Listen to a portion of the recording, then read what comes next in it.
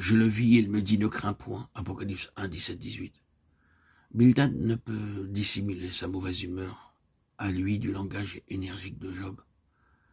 Vraiment, celui-ci ne garde plus aucune mesure. Il compare ses amis à des bêtes, à des brutes, alors que lui-même se laisse aller à la colère. Mais la lumière du méchant s'éteindra, assure-t-il, sans bien réaliser en son cœur peut-être les paroles prononcées. À nouveau, il décrit le sort du méchant et les images de son discours montrent la pauvreté de ses expressions, de ses expériences. La lumière de l'impie s'éteint, il est pris au piège par le talon. Le filet le saisit, cordeau et trappe sont sur ce sentier, les terreurs l'assiègent, la faim le consume. Nul des siens n'habitera sa tente, et le soufre sera répandu sur sa demeure. Il sera oublié, son nom ne passera pas à la postérité. Il n'aura point d'influence sur ses contemporains. On le chassera. Il ne laissera pas de postérité.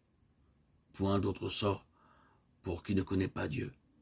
Bref, les générations à venir seront épouvantées de sa ruine, comme le sont aussi ses contemporains, devant les malheurs qui le frappent.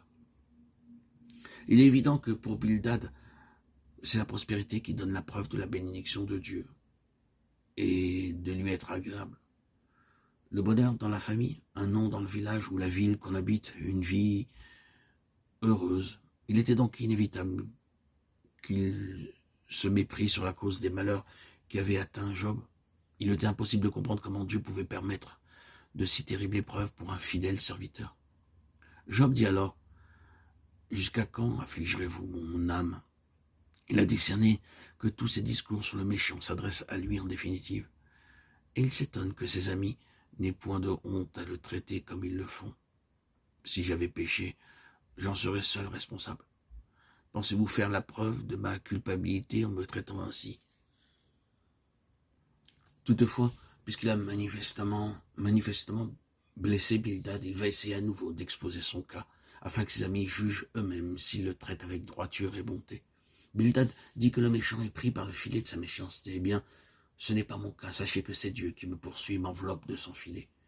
Vous m'exhortez à chercher Dieu. Je l'ai fait sans résultat. J'implore justice et point de justice.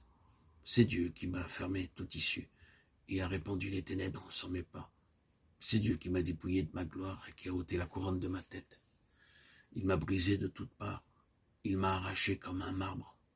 C'est lui qui éloigne de moi mes frères, mes amis, de sorte que je suis laissé seul avec ma douleur.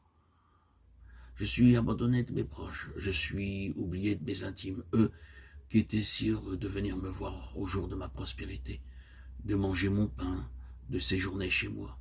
Même mes serviteurs me traitent en étranger. Si je les appelle, ils ne répondent pas. Mon humeur est odieuse à ma femme, ma plainte au fils de mes entrailles. Même de jeunes enfants me méprisent. Si je me lève, ils parlent contre moi. Bien plus douloureux encore, les gens de mon conseil, mes confidents m'ont en horreur. Ceux qui, je le pensais, me seraient fidèles et ne m'abandonneraient jamais. Quoi qu'il arrive, ceux-là même se sont tournés contre moi. Y a-t-il un homme dont l'état soit aussi pitoyable que le mien? Qu'ai-je encore, mes amis? Regardez-moi, il ne me reste que la peau des dents. Ayez pitié de moi, vous mes amis, car la main de Dieu m'a frappé, la main de Dieu. Job était loin de soupçonner ce qui s'était passé dans le ciel. Il ne savait rien du défi de Satan, disant à l'Éternel, « Étends ta main, touche à ses os et à sa chair. » Et je suis sûr qu'il te maudira en face. Dieu avait accepté le défi. Il avait comme livré son fidèle serviteur entre les mains de l'adversaire. Cependant, Job n'a pas renié son Dieu. Il a pleuré, il a gémi. Il s'est abattu dans la douleur et sous les coups de l'affliction, mais sa loyauté vis-à-vis de Dieu n'a pas été atteinte. Elle demeure intacte. Bien qu'il croie que c'est lui qui le frappe, il ne comprend pas les dispensations de l'Éternel à son endroit et pourquoi Dieu semble le juger. Ce qu'il sait bien, c'est que sa conscience est claire, nette, et qu'il devrait trouver auprès de ses amis pitié et sympathie.